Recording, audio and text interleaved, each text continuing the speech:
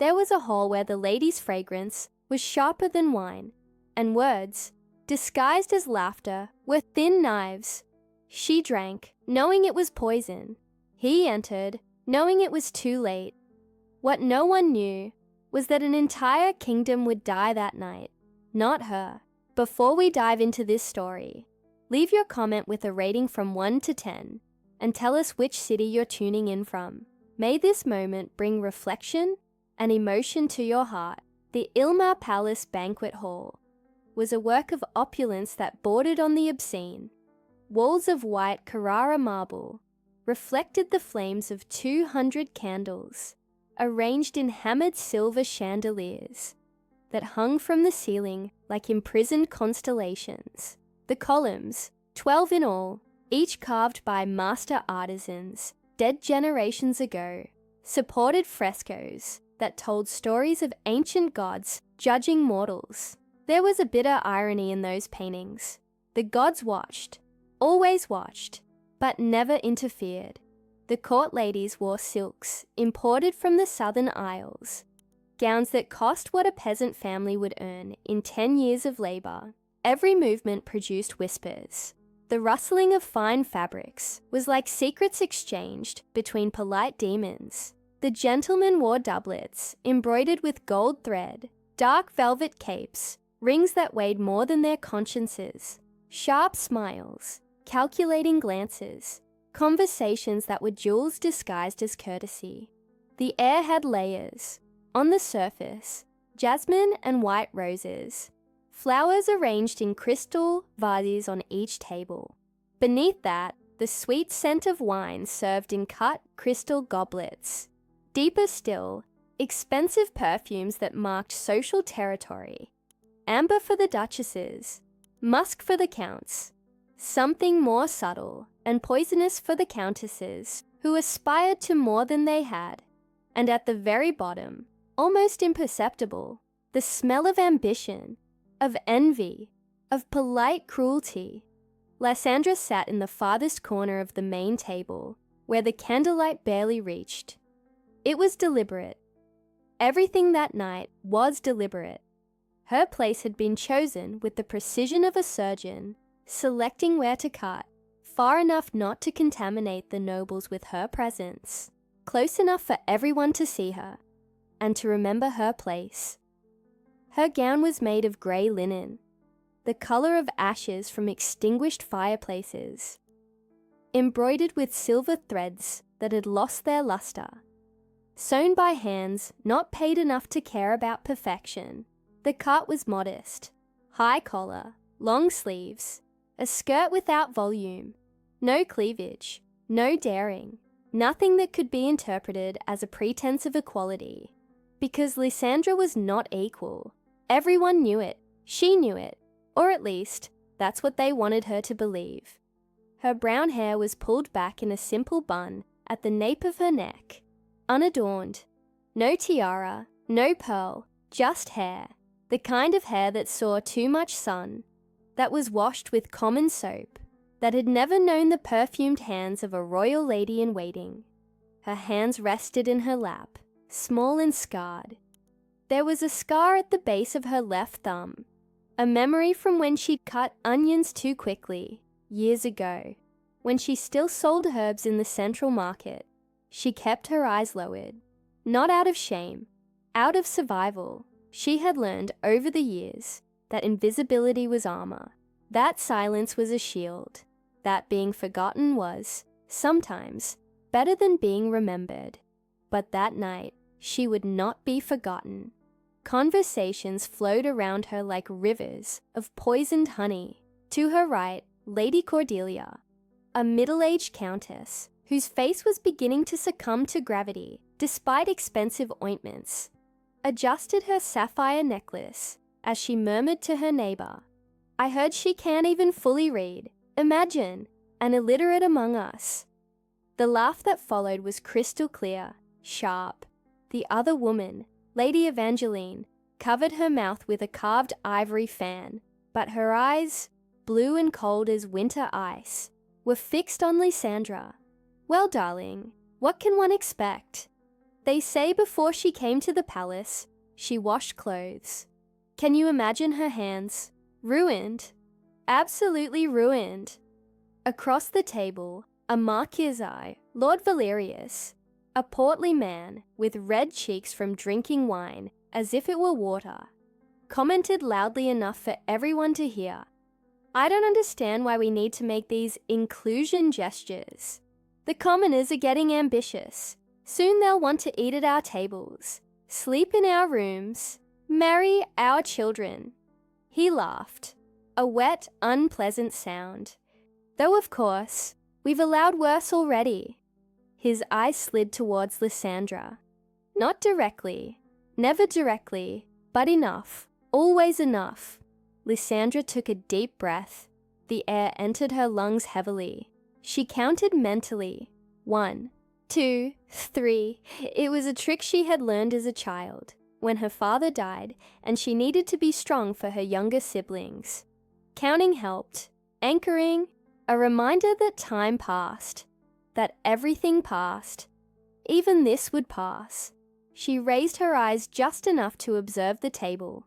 It was long, polished mahogany that reflected the candles like a dark lake. On it, white porcelain plates with gilded edges, heavy silver silverware, crystal goblets that clinked each time they were touched, trays with exotic fruits she had never tasted, caramelized figs, golden grapes from northern vineyards, white peaches so expensive they would feed a village for a week, and wine, so much wine. The servants circulated like ghosts in white livery. They made no sound. They made no eye contact. They were trained to be invisible, just as Lysandra was supposed to be, but she couldn't. There was something in her that refused to completely disappear. Perhaps it was stubbornness. Perhaps it was just the lingering memory that not long ago she had been free, poor but free. Duchess Seraphine of Ilmar sat at the head of the table, where the candlelight illuminated her like a painting. She was a beautiful woman, still, despite being in her early 40s. Blonde hair carefully arranged in elaborate curls, skin as white as milk, lips red as wine. She wore a midnight blue silk gown, embroidered with tiny pearls that formed constellations. A diamond necklace rested on her neck, rings on every finger, and in her eyes, there was something sharp, something that cut. She watched Lysandra, not constantly, not obviously, but from time to time. Her eyes would slide in the humble Omega's direction, and there was in them a mix of disdain and satisfaction, like someone observing a mouse caught in a trap she herself had set. Dinner continued its course. Appetizers were served. Oysters on silver shells, foie gras pâté, imported cheeses that smelled of old cellars. Lysandra took a piece of bread, simple, without expensive butter, and ate slowly. She chewed each bite as if it were her last meal. Perhaps it was, because she had felt it. From the moment she entered that hall, something was wrong. A tension in the air that wasn't just social. It was something more visceral, more dangerous, like the smell of a storm before the first lightning strikes. And then the wine was served. Servants appeared with dark green glass bottles, sealed with red wax, bearing the Ilmar house crest. Rosé wine, special, imported from the Duchess's private vineyards. Or so it was advertised. With each goblet poured, the liquid swirled down slowly, capturing the candlelight in shades of pale pink and gold, scented with rose petals and southern spices, cinnamon, cardamom, something more exotic that Lysandra couldn't identify. A servant approached her. Young, no more than 16, hands trembling slightly as he held the bottle. He tilted it over Lysandra's goblet, and the wine began to flow, pale pink, almost translucent, beautiful in a way that made her heart clench. But there was something. Lysandra watched the liquid fill her goblet. She saw the reflection of the flames on the surface. And then she smelled it, a scent almost imperceptible beneath the sweetness of the spices. Metallic, bitter, wrong. Her heart quickened. She knew that smell. Years ago, when she still lived in the market, a woman had died, poisoned by her lover. The body had been discovered 3 days later, swollen and purple. Lysandra had helped prepare the corpse for burial, because the poor took care of the poor, and there was no one else to do it, and the smell, that metallic bitter smell, was present. The village healer had explained. Root poison, Medusa's tear, rare, expensive, kills slowly, but always kills. And now, years later, in a palace surrounded by nobles, that same smell was in her goblet. Lysandra raised her eyes. Duchess Seraphine watched her. Not directly, but there was something in her lips. A subtle curve, almost imperceptible. It wasn't a smile. It was anticipation. Lysandra looked around. Other ladies held their goblets, but did not drink. They waited. They watched. Like spectators in an ancient colosseum, awaiting the moment the gladiator would fall. She understood. It was a trap, perhaps a test, perhaps simply cruelty. What was the life of a humble Omega to these women who had never known true hunger, fear, or loneliness? Lysandra could stand up. She could denounce them. She could scream. But to whom? The king was not present. He rarely attended these social banquets. The guards obeyed the nobility, and she was merely a shadow allowed to exist, out of pure condescension, a piece in a game whose rules she had never fully learned. So Lysandra did the only thing left to her. She chose her dignity. She picked up the goblet with steady hands. She felt the weight of the crystal, cold, heavy, more precious than anything she had ever owned in her life. She raised it slowly, keeping her gaze fixed on Duchess Seraphine's eyes. And she drank. The wine went down her throat like fire-laced ice. The sweet taste of the spices was destroyed by the metallic taste that exploded in her mouth. Copper, bitterness, liquid death. Her entire body screamed for her to spit it out, to run, to vomit. But Lysandra did none of that. She simply swallowed, once, twice, until the goblet was empty. She placed the crystal back on the table with the delicacy of one toasting life. The sound of the crystal, touching the mahogany, echoed through the hall like a funeral bell. Silence. For a moment, just a moment, even the conversation ceased, as if the whole world held its breath. Then, Lady Cordelia let out a laugh, small, muffled behind her ring-laden hand. "Oh, darling, you actually drank it all. How dedicated." Another laugh, and another, like waves breaking on rocks. Lord Valerius commented something about the resilience of commoners as he pushed a piece of cheese into his mouth. The conversations resumed their flow. Lighter now, more satisfied, as if an invisible tension had been released, as if the spectacle had served its purpose. And Lysandra felt it. First, a numbness in her fingertips, subtle, almost ignorable. Then a tightening in her chest, not painful yet, but present, like an invisible hand beginning to close around her lungs. Her vision blurred at the edges, as if she were looking through dirty glass. But she didn't let it show. She kept her posture erect, her hands in her lap, her face serene. If she was going to die, she would die with the one thing they could never steal, her dignity. A white rose stood in the center of the table, in a small crystal vase. Perfect. But as Lysandra watched, a petal detached itself. It fell onto the mahogany without a sound, then another, and another, as if the flower were marking her time. Seconds turned into petals. The music in the background, a string quintet playing something melancholy by a composer, dead for centuries, now seemed distant, muffled, as if submerged. Lysandra closed her eyes. Just for a second, she thought of the market where she used to work. The smell of fresh herbs, the sound of children laughing, the feeling of the warm sun on her face during summer afternoons. She thought of him, the king, her secret husband. He didn't know she was here, didn't know about the dinner, didn't know that at that exact moment, she was dying among people who hated her.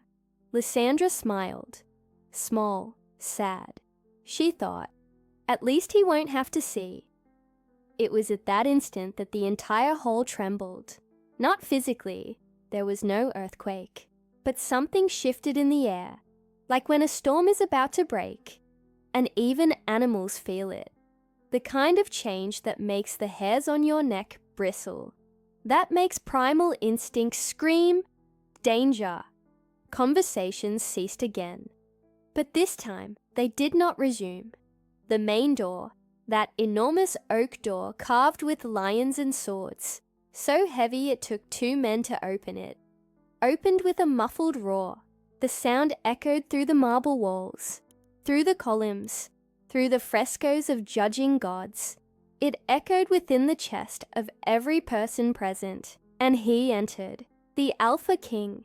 Lysandra, with blurred vision, saw him through a veil of shadows, but even so, it was impossible not to recognize him, impossible not to feel his presence, as if it were a gravitational force of its own, altering the orbit of everything around him. He wore no crown. He never did when going to war. And that entrance, that presence, was war. He wore absolute black, a heavy tunic that seemed to absorb the candlelight, reinforced leather trousers, boots that sounded like sentences with each step, thud, thud, thud, echoing on the marble. There were no insignias, no pomp, no need. True power does not need to announce itself. It simply is. His height made the doors seem small. His posture, erect and unmoving as a stone monument, transformed all the nobles present into children playing at being adults. And his eyes, his eyes, black, deep as moonless nights, like abysses where dragons feared to fly. They swept the hall with the precision of a blade dragged across skin. No one could meet his gaze. Duchesses lowered their eyes. Marquises swallowed hard. Even Lord Valerius, always so arrogant, seemed to have shrunk in his chair. The candle flames leaned towards the king, as if even fire recognized its master. The air grew thick, heavy, hard to breathe. And then his eyes found what they sought, Lysandra. His gaze locked with hers, and the world disappeared. There was no longer a hall, no longer nobility, no longer candles, wine, music. Only those two. She sat in the darkest corner of the table, slowly dying. He stood on the threshold of the door like a contained storm. Something crossed his face, something no king should show, something broken, human, vulnerable, fear. And it was then that Lysandra felt the goblet slip from her fingers. She had no control. Her muscles simply gave way. The crystal slid from her hand and fell. The sound when it shattered on the marble was like a silent scream, sharp, final. Her legs could no longer support her. Her knees buckled. Her body leaned forward, like a puppet whose strings had been cut. Darkness began to swallow her at the edges. Not the darkness of night, but the darkness from within, where consciousness dissolves. But before she touched the floor, before death took her, hands caught her. Strong hands, large, warm. The king held her as if she were made of sacred glass. His arms wrapped around her with a delicacy that contradicted all the violence he carried. One arm beneath her knees, the other supporting her back. He pulled her against his chest, as if he could, by proximity, transfer life. For an instant, just an instant, his mask cracked. The pure stone expression gave way to something devastating. He looked at her, truly looked, and in the depths of those black eyes, there was a terror so profound it would make entire armies retreat. Lysandra. His voice was deep, drawn out, like stones being ground at the bottom of an ancient river. It wasn't a question. It was an accusation, a promise, a prayer. It was everything he couldn't say before those watching eyes. She tried to answer, wanted to say she was fine, that it didn't matter, that he didn't need to. But the words didn't come, only a sigh, weak, almost inaudible, her eyes closed. The king raised his face. The entire hall froze. No one dared to breathe. No one dared to move. It was as if reality itself had stopped. A painting of aristocratic horror, eternally captured. Who touched her? The question came out low, almost a whisper, but each syllable carried the weight of crumbling mountains, of drying oceans, of dying stars. It was not a question that expected an answer. It was a sentence awaiting a defendant. No one answered, not because they didn't know, but because answering was admitting, and admitting was signing their own death warrant. The king laid Lysandra gently on the marble. His movements were precise, controlled, as if he were disarming a booby trap, as if any sudden gesture could break her further. He smoothed her hair with his fingers, brown hair that shone under the candlelight, like strands of molten bronze. He checked the pulse at her neck, weak, irregular, but still there, still alive, for now. Then he stood. The movement was slow, deliberate, and when he was fully upright, something changed. His height seemed to double. His presence expanded, filling every corner of the hall, every space between breaths. He was not just a man. He had never been just a man. He was the personification of something ancient, something that slept in the marrow of the world and awoke only to punish, only to destroy. Who? He repeated, his voice now slightly louder. Poisoned my queen. The word echoed. Queen. The silence that followed was absolute, total, as if time itself had paused to process the revelation. Queen.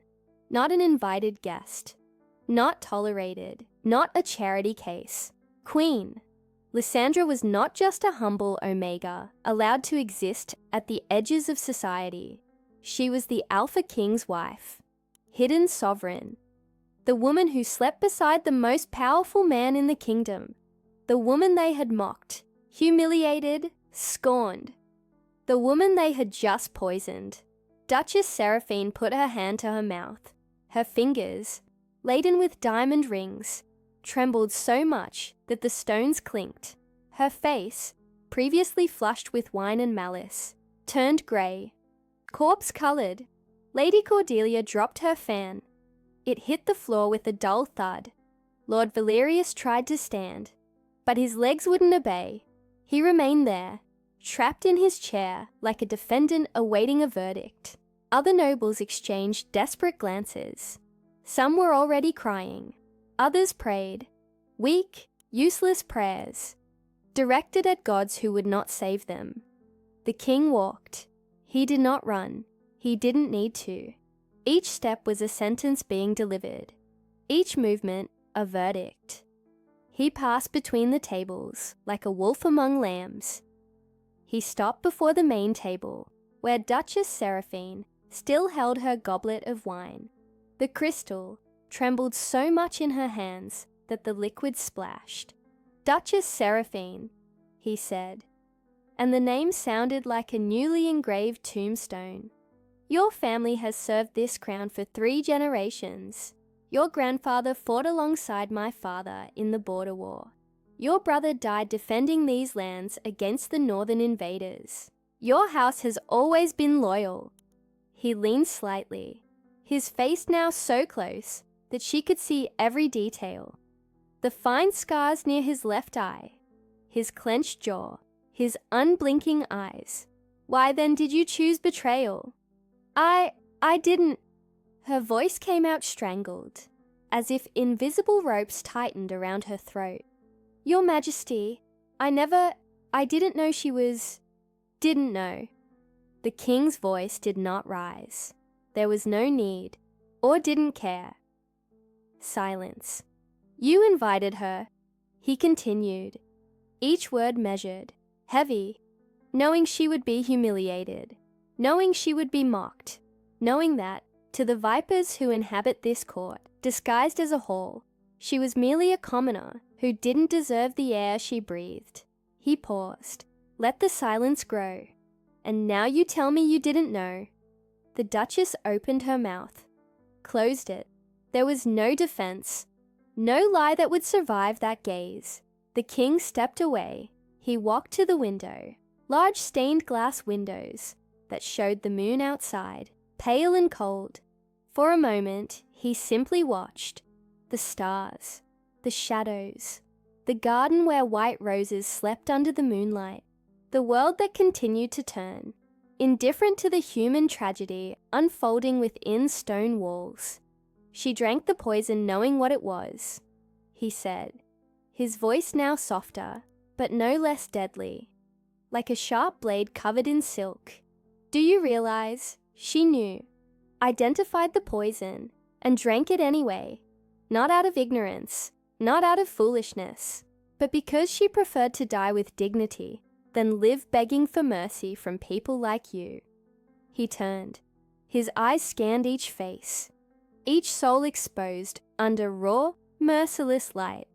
15 years ago, he said, I met Lysandra in a market. She sold medicinal herbs.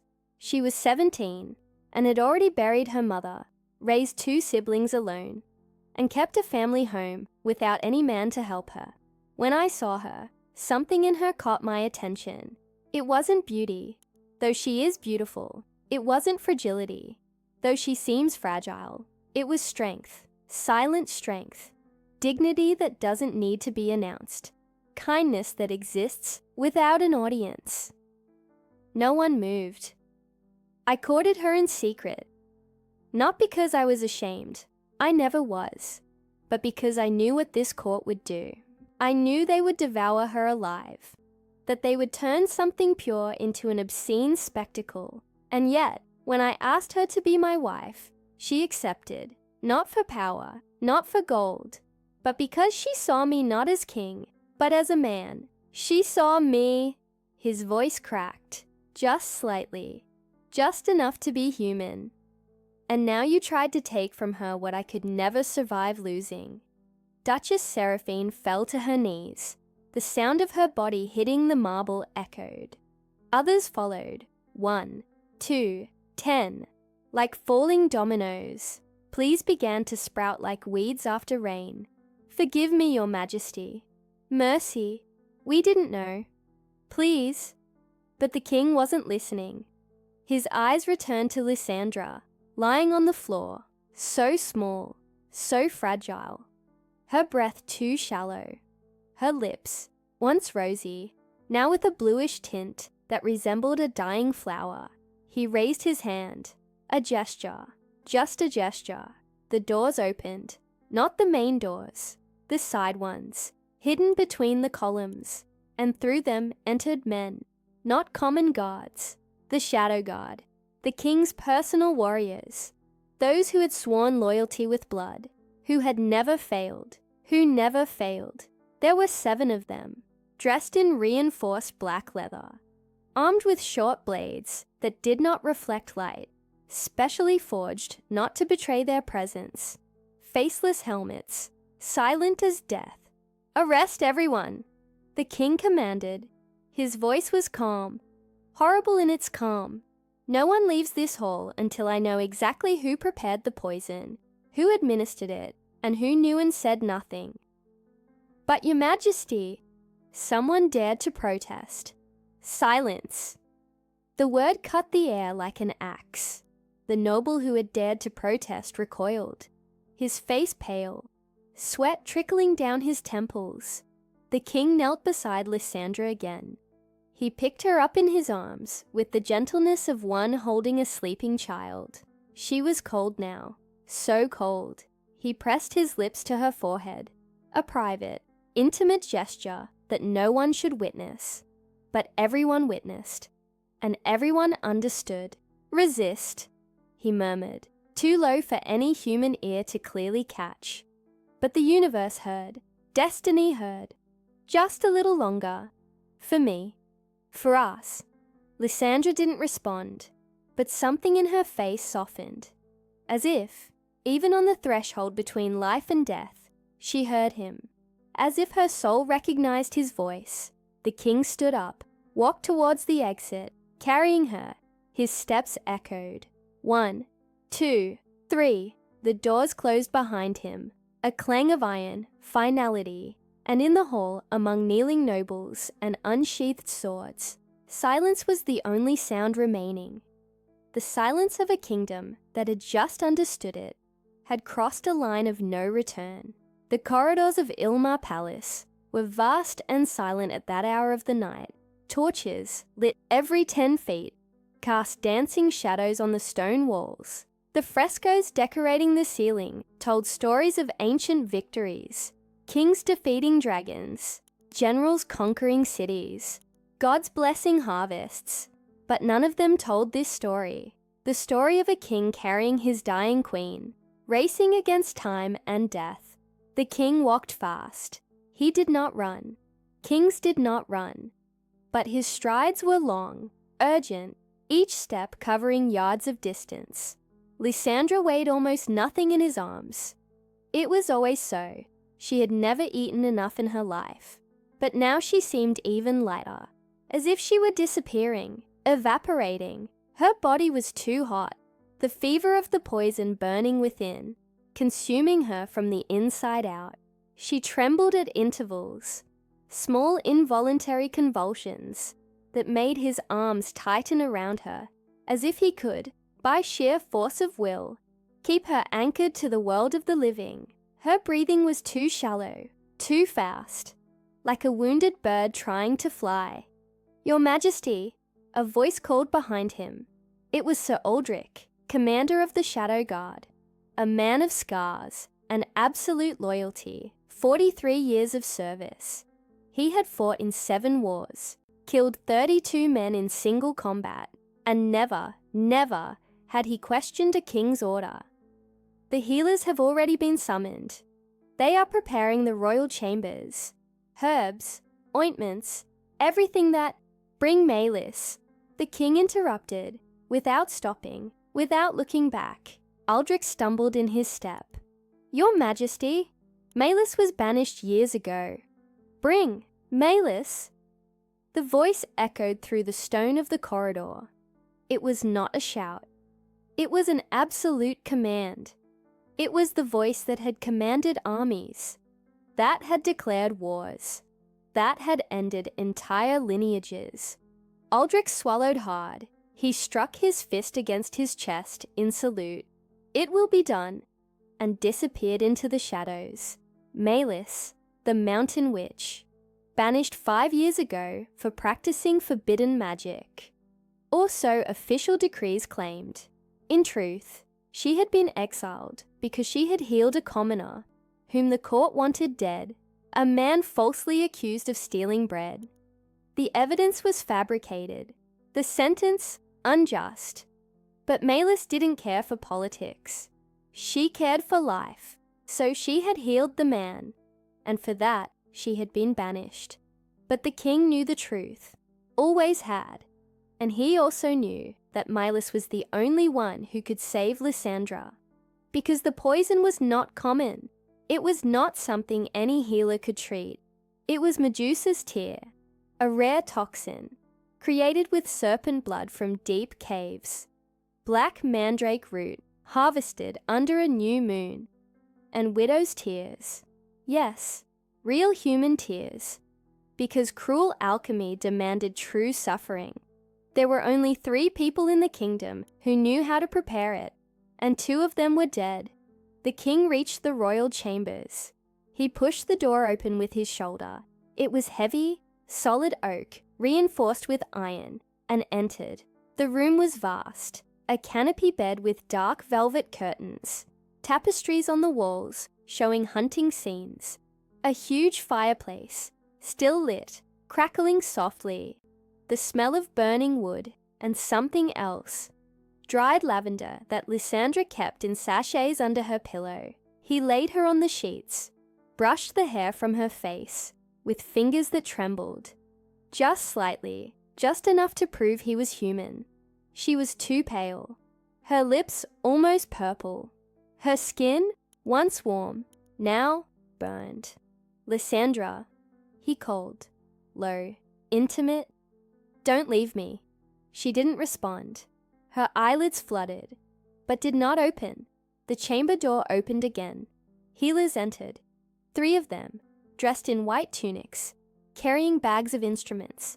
They began to work immediately, checking her pulse, looking at her tongue, smelling her breath. "Is it poison?" one of them asked. "Medusa's tear," the king replied. All 3 blanched. One of them, the oldest, a man with a grey beard and steady hands, shook his head. "Your Majesty, we do not have enough knowledge to treat this.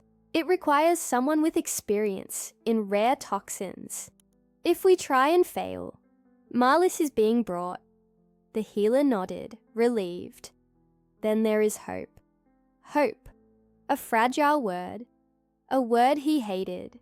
Hope was for the weak, for those who had no power to change fate. But in that moment, it was all he had. Minutes passed, each of them an eternity. Lysandra worsened. The trembling became more violent. Sweat covered her forehead. She murmured something. Incoherent words, fragments of memories. "Mama, no, please." The king held her hand, squeezed. "I'm here. I'm here." Then the door burst open violently. Malis entered. She was a thin woman, tall, stooped by years in the mountains, grey hair tied in wild braids, face marked by deep lines, not of age, but of knowledge, eyes sharp as blades. She wore a worn woolen cloak, stained with dirt and herbs. She looked at Lysandra, then at the king. She did not bow. She never did. "Poison?" she asked, direct, without wasting time on formalities. "Medusa's tear." Malis hissed through her teeth. "Who is foolish enough to use that at a royal banquet?" "Someone who wanted to kill her, without being immediately traced. The poison takes hours to act completely. She could have died at home, away from the eyes of the court. It would have looked like illness. But you arrived first." Malis approached the bed, placed her hand on Lysandra's forehead, then on her wrist, closed her eyes, murmured something in an ancient tongue. Not common, not elvish. Something older. Something that made the air around them vibrate, as if reality itself were listening. When she opened her eyes, her face was serious. How long ago did she drink it? Approximately an hour, perhaps 70 minutes. Then there is still a chance. But it will be painful, very painful. "Do whatever is necessary," the king said. His voice was firm, but something in it was broken, like metal cracked under extreme pressure. "Save her." Malis nodded. She opened the bag she carried. An old cracked leather thing, smelling of herbs and mystery. She removed vials, dried herbs, colored powders. She began to work in silence, mixing ingredients in a bronze bowl. The chamber filled with smells. Wild mint, sulfur, something sweet and putrid at the same time. Ashes of sacred wood. Blood of some animal the king couldn't identify. He watched. He did not speak. He did not move.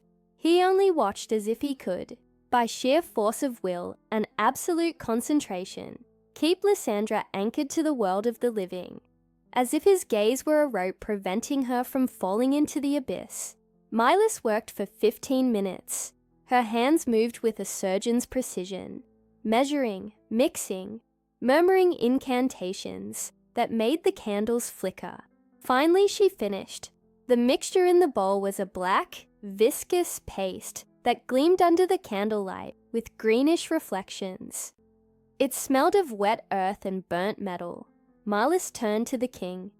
This will purge the poison, but it will burn inside her. It will hurt more than anything she has ever felt. She may scream, she may convulse, and even then, she paused. She might die. Chance? The king asked.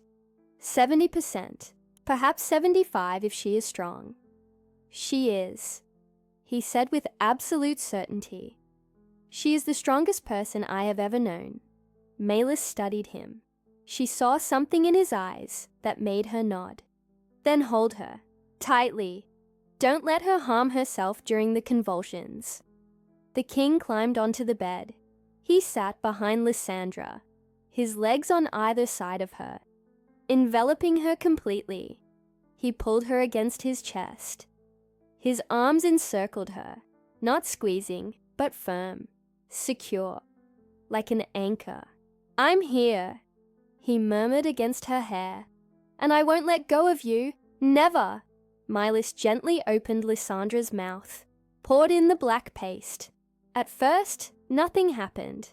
The substance went down her throat, disappearing. 3 seconds, 4, 5, then her body arched.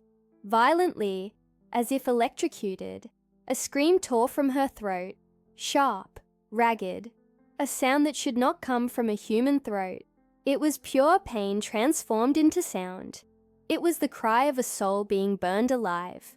The king held her, his hands firm, his body a shield. I'm here, he murmured, repeating it like a mantra. I'm here, I'm here. Lysandra convulsed. Her eyes opened, but they were glazed, unfocused, seeing things that weren't there. Her mouth twisted in agony. Foam appeared at the corners. Tears ran down her face, mixed with sweat. The veins in her neck bulged. Her hands clenched into fists so tight that her nails cut her palms. The king did not let go. He did not falter. He simply held her while the poison and the antidote waged their war within her. Chemical warfare, molecular warfare, life and death, fighting for the territory of a fragile body. I'm here, he continued.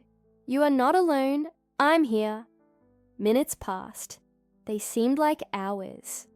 Lysandra screamed until her voice broke. Then she screamed soundlessly, only air escaping tortured lungs. Her body shook, limbs striking against the mattress, head thrashing back, but the king remained steadfast, like a mountain against a storm, like a rock against an ocean, unwavering. Finally, her body began to relax. The convulsions diminished. They became tremors. The tremors became deep, irregular breaths. Her eyes, once glazed, slowly closed. Her breathing stabilized. The excessive heat began to subside. Malis checked her pulse, waited, counted, nodded. She will live. The king closed his eyes. For a moment, just a moment, he allowed himself to feel. Relief so profound it almost hurt. Gratitude so intense it almost broke him. And something else. Something he had no name for. Something that was love and despair and fury and tenderness all at once. Then he opened his eyes again. The relief transformed, solidified into something darker. Vengeance. Who prepared the poison? His voice was calm, horrible in its calm. Malis wiped her hands on a cloth. Only 3 people in the kingdom know how to make Medusa's tear. I am one. The other 2 were Theron, the royal alchemist, dead 2 years ago in a strange accident, and Lady Isolde, the court's official apothecary. Isolde. The name came out like a blade being unsheathed. Was she at the banquet? Milas asked. She was. Then you have your answer. The king carefully got out of bed. He tucked Lysandra under the sheets, covered her up to her chin. For an instant, he just looked at her.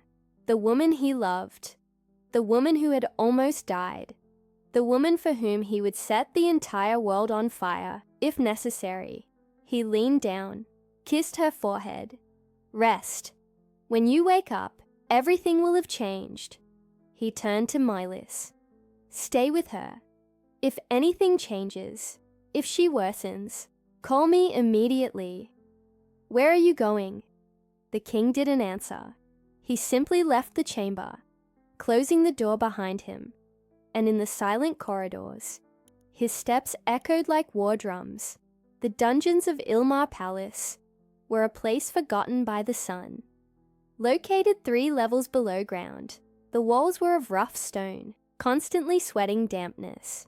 Torches lit every 15 feet provided faint light, enough to see, insufficient to comfort. The air smelled of mold, rusty iron, and something more primitive, fear. The smell of human fear permeated the stones.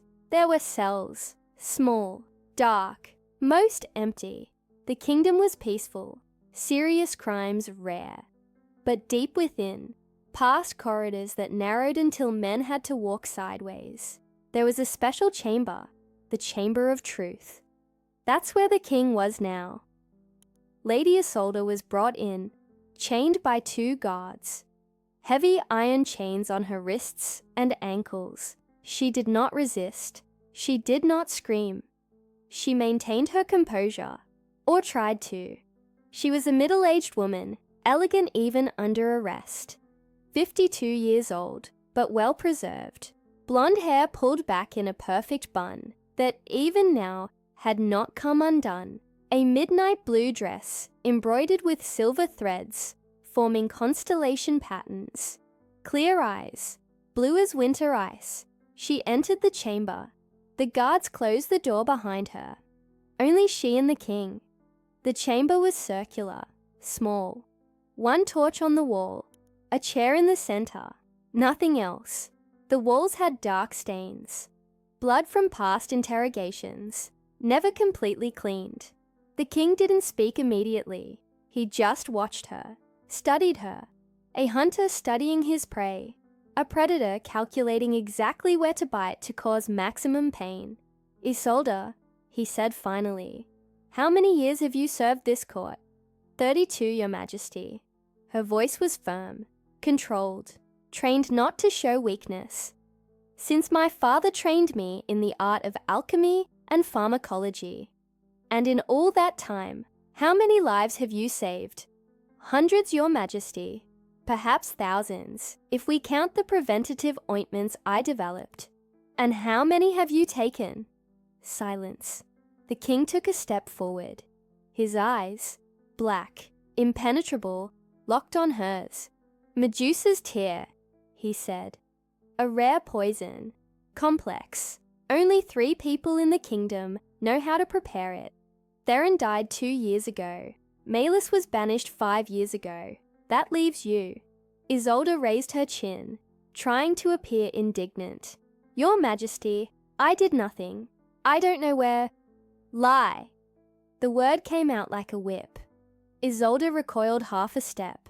Don't insult me by feigning innocence. The king continued, his voice low but lethal.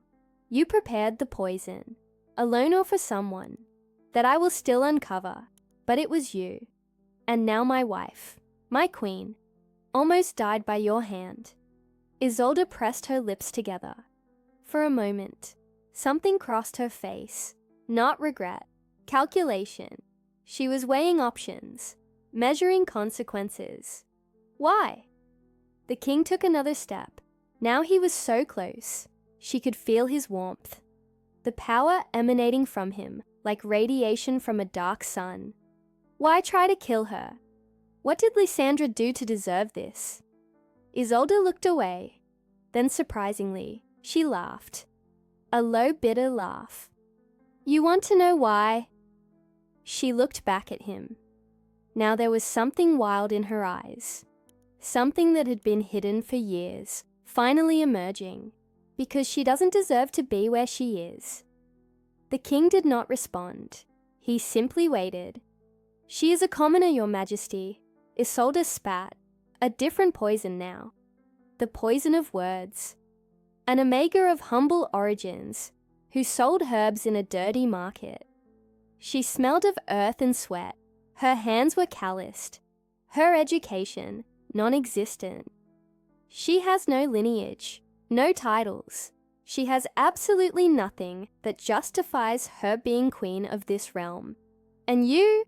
She laughed again, the sound growing more unbalanced. You brought her to this palace, crowned her in secret, and expect all of us to simply accept it. To bow our noble heads to someone who yesterday, washed clothes for copper coins. Jealousy then, the king said. His voice was calm, terrible in its calm. You wanted to kill her out of jealousy. It's not jealousy, Isolde screamed, her composure finally breaking. It's order, it's tradition. Queens come from noble blood. They are raised for it, trained from the cradle. They know how to carry themselves, how to speak, how to govern. Lysandra is a fraud, a peasant pretending to be something she will never be. She stains this crown just by wearing it. The king tilted his head, studying her as if seeing her for the first time. Do you know what Lysandra does every morning, Isolde? He asked, his voice low but clear. She goes down to the kitchens, has coffee with the servants, sits beside them, listens to their stories, learns their names, asks about their families, helps when she can. She visits the kingdom's orphanages every week, brings food, sews clothes for children, holds babies while mothers work. She doesn't do it because she has to. She doesn't do it because she expects recognition. She does it because she cares. He paused. Let the words settle. And do you know what you do, Isolde? You live in your towers, preparing potions, counting gold, measuring power, despising anyone you consider inferior. Tell me, who, between the two of you, is more worthy of a crown? The woman who uses her power to help, or the woman who uses knowledge to kill? Isolde did not answer. Her face was red, her eyes moist, not with sadness, but with impotent fury. Who else was involved? The king asked, changing tactics. No one. Lie. I prepared the poison myself. But someone put it in her wine. You weren't near the main table. You were in the opposite corner. I saw you there. So who? Isolde gritted her teeth, her jaw tight. The king stepped back. He crossed his arms. You have a choice, Isolde.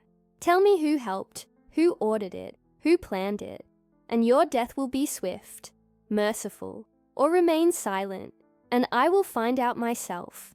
But your death will be slow, very slow. The silence in the chamber was oppressive, heavy as molten lead. Isolde trembled. Finally, fear began to seep into the cracks of her arrogance. She looked at the floor, at the chains on her wrists, at the closed door behind which there was no salvation. Seconds passed. They became a minute. It was Duchess Seraphine. She murmured finally, her voice weak. She approached me a week ago.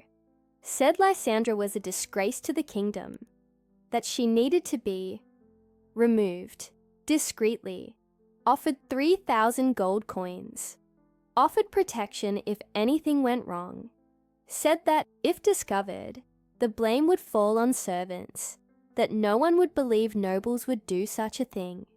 The king nodded. There was no surprise on his face, only confirmation. Thank you for your honesty, Isolde. It will be remembered. Your Majesty, It will be remembered, he repeated. When deciding if your death takes 3 hours or 3 days. He turned, walked to the door. Your Majesty, Isolde called, her voice now desperate. Please, I have children. Your children will have no mother. The king stopped, hand on the latch. He did not look back. But they will have life. That is more than you gave my wife.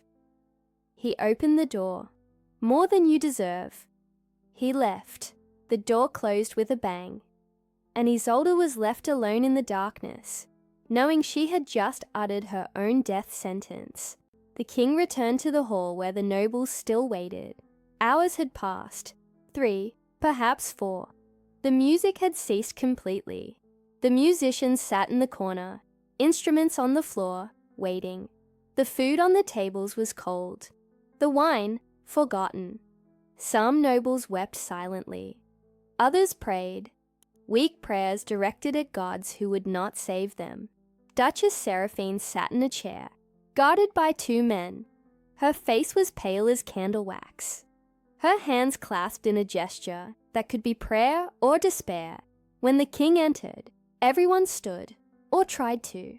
Some could barely stand, knees weak from fear, and hours of kneeling. "My queen lives," the king announced. His voice echoed through the marble walls, firm, clear. Thanks to swift intervention and Melis's knowledge, the poison has been neutralized. Lysandra will make a full recovery. A collective sigh of relief swept through the room.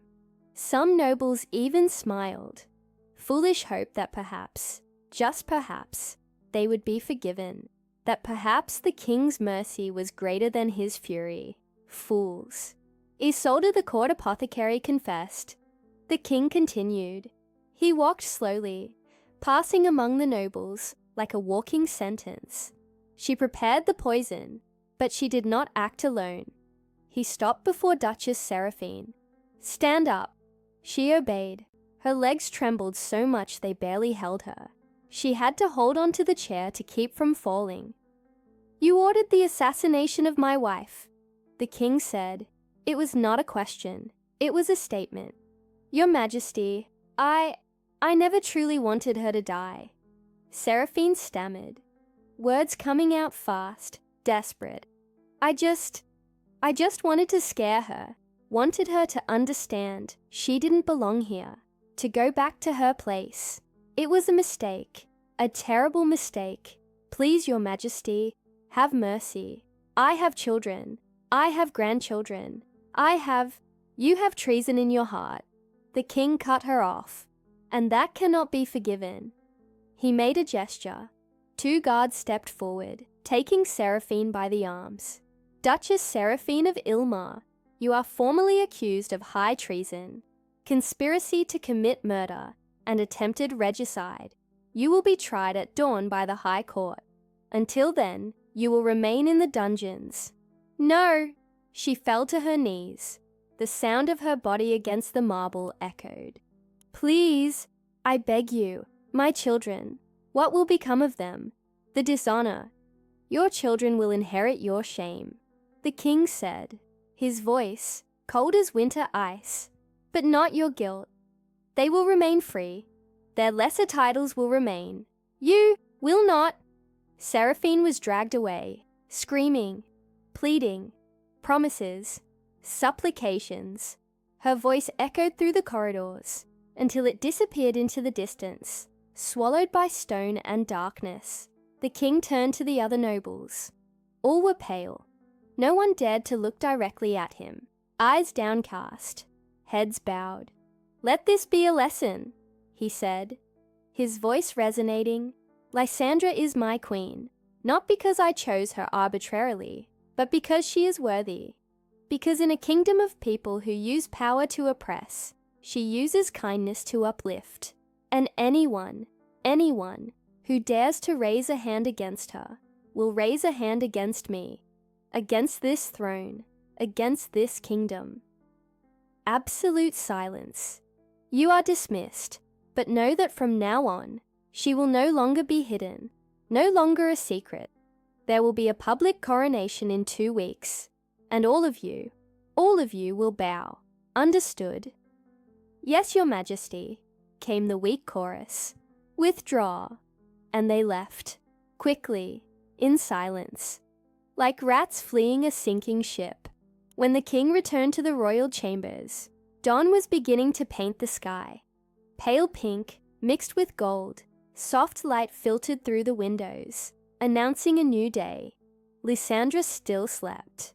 But now her breathing was deep, steady, rhythmic. Her face had color again. Not the intense pink of fever, but the healthy tone of normally circulating blood. Her lips were no longer purple, and when the king checked her pulse, it beat strong and regular. Milas sat in a chair beside the bed, dozing, the old witch fighting sleep and losing. The king dismissed her with a gentle nod. She woke with a start, stood, made a quick bow, her first bow in years, and left in silence, alone with Lysandra. The king finally allowed himself to feel. The mask fell. He sat on the edge of the bed, took her hand, small, delicate, scarred from old work, and intertwined his fingers with hers. Large hands, calloused from the sword, stained with the blood of wars, but holding her as if she were the most precious thing in the universe. He stayed like that for a long time, just watching her breathe, making sure she was alive, that she was there, that he hadn't lost her. Finally, Lysandra opened her eyes. For a moment, she just blinked, disoriented, confused. Then she saw him, and something in her gaze softened. Recognition, relief, love. "You saved me," she murmured, her voice weak but clear. "Always," he answered immediately. "I will always save you, always." Tears filled her eyes. "They hated me so much, all of them. It doesn't matter." "It does matter," she insisted, her voice breaking. "I will never be accepted. I'm just an—" "You are my queen," he said, firm but gentle. "And from now on, everyone will know. There will be a public coronation. You will wear the crown. You will walk by my side. And they will bow, all of them." Lysandra closed her eyes. A tear ran down her face, disappearing into the pillow. "I don't want war." "There will be no war." He leaned down, kissing her forehead. "Only truth, only justice, only what should always have been." She smiled, faint but real. "Then I will be by your side, as always, as always." And there, as the sun rose over the kingdom, a sun that illuminated a changed world, a world where truth had finally been revealed, the two remained together, king and queen, Alpha and Omega, husband and wife, no longer hidden, no longer ashamed, just them. The days that followed were days of radical transformation. Duchess Seraphine was tried. The evidence was irrefutable. Isolde's testimony, recorded by court scribes. Confession under oath. Material proofs. Gold payments traced to her personal coffers. The verdict was unanimous. Guilty of high treason. The sentence: perpetual exile to the Grey Isles. A desolate place, where the wind cut like blades, and the sun never warmed. Where the only company was seagulls and regret. Her titles were revoked. Her lands confiscated and redistributed among loyal families. Her children were spared, but eternally marked by their mother's dishonor. Isolde was not so lucky. Her execution occurred 3 days after the banquet. Swift. Decapitation with a sharp blade. A mercy she hadn't deserved, but which the king granted, because in the end, she had been merely a tool, a pawn in a larger game. The true evil had been the Duchess. And Lysandra recovered, slowly but surely. Milas remained by her side throughout her convalescence, administering strengthening herbs, exchanging emotional comfort, telling stories of the mountains, stories of bears and wolves, of eternal snow and stars, so bright they seemed close enough to touch, stories that made Lysandra laugh, something rare, something precious. The king barely left the room. He worked from there, signing decrees while sitting beside the bed, receiving counselors while holding Lysandra's hand. And at night, when she finally fell asleep, he stayed awake, watching her, as if, by looking away, she might disappear. But she did not disappear. She stayed, and she grew stronger. 2 weeks after the poisoning, the public coronation was announced. Messengers rode to every corner of the kingdom, villages, towns, cities, even the most remote places. The queen will be crowned. All are invited. All must bear witness. And they came, by the thousands, commoners, merchants, artisans, peasants. They filled the streets leading to the palace like a river in flood. They brought flowers, wildflowers that grew in fields, not the expensive roses of noble gardens. They brought offerings, homemade bread, fruits, small wooden carvings. They brought songs, ancient songs that mothers taught to daughters, songs of love and hope, because Lysandra was not just a queen to them. She was one of them, one of their own, who had been elevated not by birth or fortune, but by love, and that mattered. It mattered deeply. The nobility, on the other hand, attended out of obligation, luxurious gowns, forced smiles, cautious glances. They knew this was a moment of irreversible change. They knew that power was being redistributed, and they knew that opposing it would be fatal. The ceremony took place in the great cathedral of Ilmar, a building of white stone and stained glass windows that painted the floor with rainbows when the sun shone through. Built 400 years ago, it had seen the coronations of 17 kings. Now it would see something unprecedented, the coronation of a commoner queen. The altar was covered with flowers, not just roses, but also daisies, wildflowers, jasmine. Incense perfumed the air, not just the expensive amber and myrrh incense, but also the simple lavender incense that grew in common gardens. And in the center, 2 thrones, equal in height, equal in beauty. Lysandra entered through the central aisle. She did not wear an extravagant gown. She didn't want to, and the king had respected her choice. Her dress was white linen, simple but elegant, embroidered with silver threads that formed patterns of stars and medicinal herbs, a symbol of her origins. Modest cut, long sleeves, but it fell perfectly, transforming simplicity into dignity. Her hair was loose, falling over her shoulders like a waterfall of molten bronze. Only a tiara of wildflowers, braided by a child from an orphanage Lysandra visited. But it was her, authentic, without a mask, without pretense. The people received her with applause, with tears, with songs that rose to the stained glass windows and beyond. Cries of "Queen, Queen!" echoed through the stone walls. The nobility, in silence, bowed, because they had no choice, and because, deep down, very deep down, some were beginning to understand. The king waited for her at the altar. When she arrived, he extended his hand. She took it. Together, they ascended the steps. Together, as always, the archbishop, an elderly man with a long beard and eyes that had seen generations, raised the crown. Not the traditional crown of heavy gold and ostentatious diamonds, but a new crown, specially forged for Lysandra, delicate silver, engraved with symbols, open hands representing kindness, stars representing hope, herbs representing healing. Lysandra of Ilmar, the archbishop said, his voice echoing through the walls, reaching every corner of the cathedral. You are recognized before the gods, the kingdom, and the people as queen. May your kindness guide this kingdom through difficult times. May your strength inspire the weak to find courage. May your love heal the wounded and bring hope to the hopeless. He placed the crown on her head. Lysandra closed her eyes. She felt the weight, not the physical weight.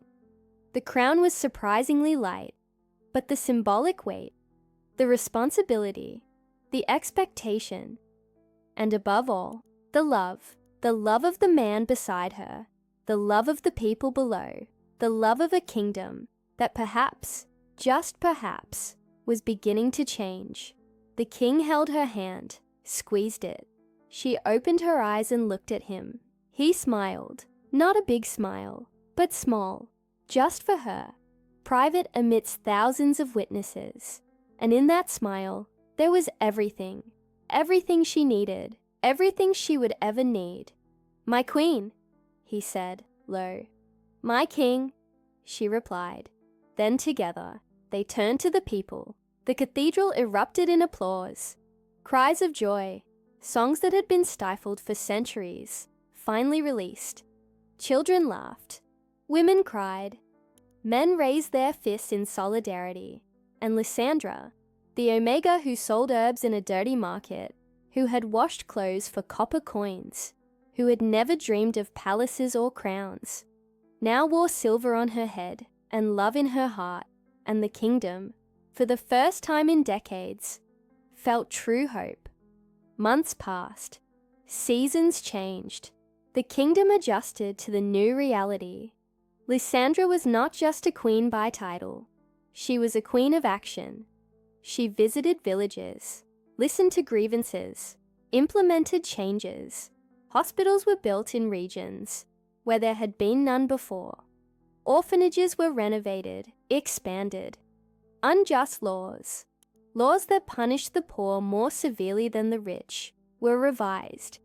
And the people who once saw her as a stranger now saw her as a savior, as a symbol that change was possible. But not everything was perfect. It never is. There was resistance. There always was.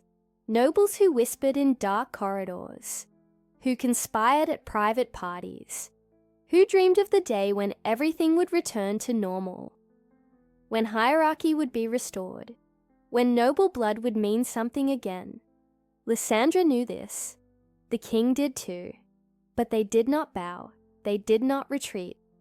One night, months after the coronation, they stood on the royal balcony, watching stars. The air was cold, winter approaching, but wrapped in the wool of their cloaks, they were warm.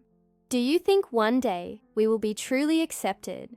Lysandra asked, her voice soft, not out of fear, not out of obligation, but out of respect. The king reflected, then replied thoughtfully, "Perhaps not in our lifetime. True change takes generations. But we have started something. We have planted a seed. And one day, perhaps 50 years from now, perhaps 100, that seed will grow into a tree so vast that no one will remember a time when queens had to come from golden cradles. When kindness was worth less than birth. When courage was worth less than lineage." Lysandra smiled. "That's beautiful." "You are beautiful," she laughed. A soft, genuine laugh. Then she rested her head on his shoulder. They remained like that, in comfortable silence, observing ancient stars that had witnessed all that humanity had ever done. Glory and tragedy, love and hate, hope and despair. "Thank you," she murmured finally. "For what?" "For saving me, for loving me, for making me queen when I didn't ask for it, for not giving up on me when it would have been easier to choose another." The king pulled her closer. "I didn't make you queen, Lysandra. You always were. I merely gave the world what it needed to see. And as for giving up," he paused. His voice grew softer. "Giving up on you would be giving up on breathing. And a man does not give up on breathing while he still lives." And there, under ancient stars and sacred silence, the two remained, united, unbreakable, because true love is not what shines under spotlights and applause. It is what survives poison, betrayal, hatred, and still chooses, every day, to stay. Years passed, many years. The kingdom prospered under the joint rule of Lysandra and the Alpha King. The reforms implemented, rights for commoners, universal education, equal justice, transformed society. What was once a rigid hierarchy became fluid, based on merit, not on birth. Lysandra never stopped being herself. She continued visiting markets, She continued talking with servants. She continued helping orphans. And slowly, very slowly, the nobility began to understand that true strength did not come from a title. It came from character. But stories do not end with happily ever after. Stories end when we learn something, and what the kingdom learned was this. Dignity needs no crown to exist, but a crown needs dignity to mean something. Strength needs no sword to prove itself, but a sword without strength is merely dead metal. And love, true love, asks no permission from the world. It simply exists, relentless, against all odds, against all storms. Lysandra, the Omega who had sold herbs in a dirty market, became a legend, but not for the gown she wore, not for the decrees she signed, but for the simple truth that she never stopped being human. She brought her humanity to the throne, and in doing so, she humanized an entire kingdom.